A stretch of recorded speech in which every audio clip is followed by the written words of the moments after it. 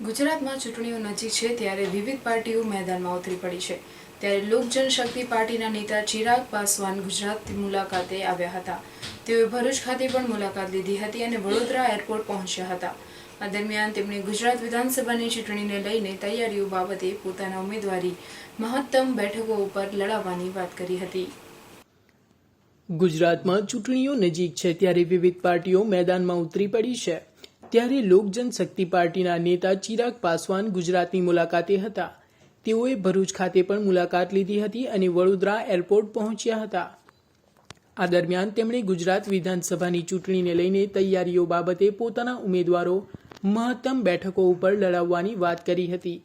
લોક જનશક્તિ પાર્ટીના નેતા ચિરાગ પાસવાન ગુજરાતમાં પહોંચ્યા હતા। ત્યારે આ દરમિયાન તેમણે કહ્યું હતું કે ગૃહમંત્રી અમિત શાહની ઉપસ્થિતિમાં યોજાનાર એક કમિટીની બેઠકમાં હાજરી આપવા માટે હું અહીંયા આવ્યો છું।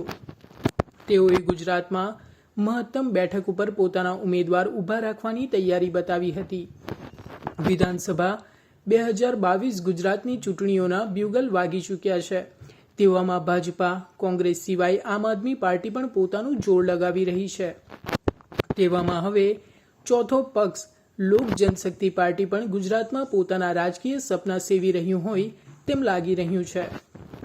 લોક જનશક્તિ પાર્ટીના નેતા રામવિલાસ પાસવાનના દીકરા ચિરાગ પાસવાન ભરૂચ ખાતે પહોંચ્યા હતા, જ્યાં તેઓનું આગેવાનો દ્વારા સ્વાગત કરવામાં આવ્યું હતું।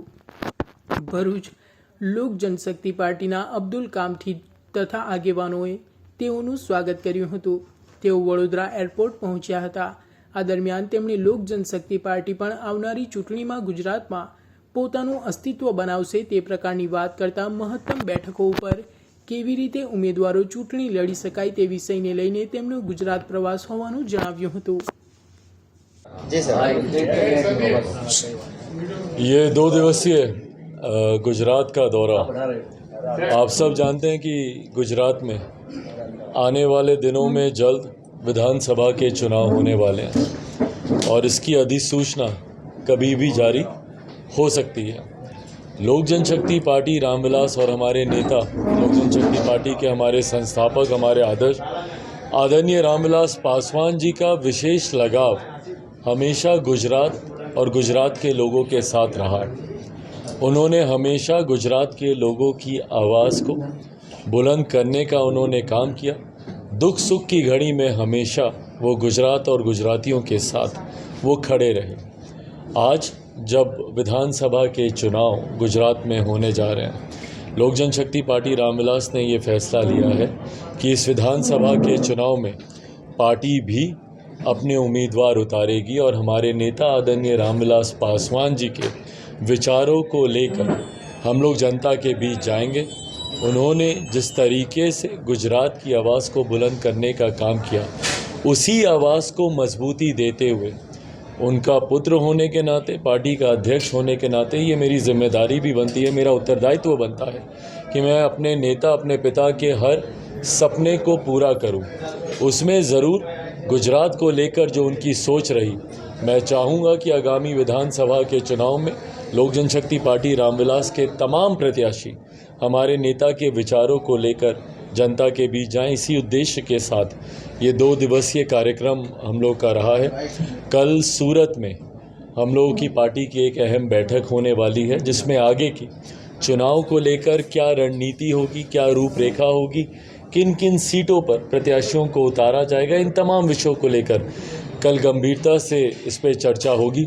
आने वाले दिनों में निरंतरता में गुजरात के मेरे दौरे होंगे, अलग अलग जोन्स में, अहमदाबाद हो, अलग अलग जगहों पे जाकर पार्टी की तरफ से कार्यक्रम आयोजित किए जाएंगे और विधानसभा के चुनाव में अधिकांश सीटों पर पार्टी अपने प्रत्याशी उतारेगी। उसी लक्ष्य के साथ ये आज का इस बार का भी मेरा दौरा है और आने वाले दिनों में निरंतरता में इस तरीके के कार्यक्रम पार्टी के तमाम राष्ट्रीय वरिष्ठ नेताओं के द्वारा और मैं स्वयं अलग अलग जिलों में जाकर पार्टी के इस तरीके के कार्यक्रम हम लोग करेंगे। अभी कोई पार्टी में गठबंधन होगा कि नहीं होगा कि ये पूरी तरीके से पार्टी की राज इकाई के ऊपर ये छोड़ा गया है कि पार्टी की स्टेट यूनिट अगर किसी क्षेत्रीय दल के साथ या किसी और दल के साथ अगर कोई गठबंधन करना चाहती है, ये प्रस्ताव औपचारिक तौर पर स्टेट यूनिट के माध्यम से ही केंद्रीय संसदीय बोर्ड को भेजा जाएगा और उस पर पार्टी फैसला लेगी। बहरहाल हम लोग चाहते हैं कि हम लोग ज़्यादा से ज़्यादा सीटों पर हम लोग चुनाव लड़ें। पार्टी अपना मजबूत आधार यहाँ पर आने वाले विधानसभा के चुनाव में शोकेस करे। उसके लिए हम लोग चाहेंगे कि ज़्यादा से ज़्यादा सीटों पर हम लोग चुनाव लड़ें। अगर कुछ क्षेत्रीय दलों के साथ अगर इस तरीके का कोई गठबंधन होता है, उसकी चर्चा ज़रूर केंद्रीय संसदीय बोर्ड में की जाएगी, पर आज की तारीख में ज़्यादा से ज़्यादा सीटों पर चुनाव लड़ना हम लोग की प्राथमिकता होगी। राइट भाई, थैंक यू।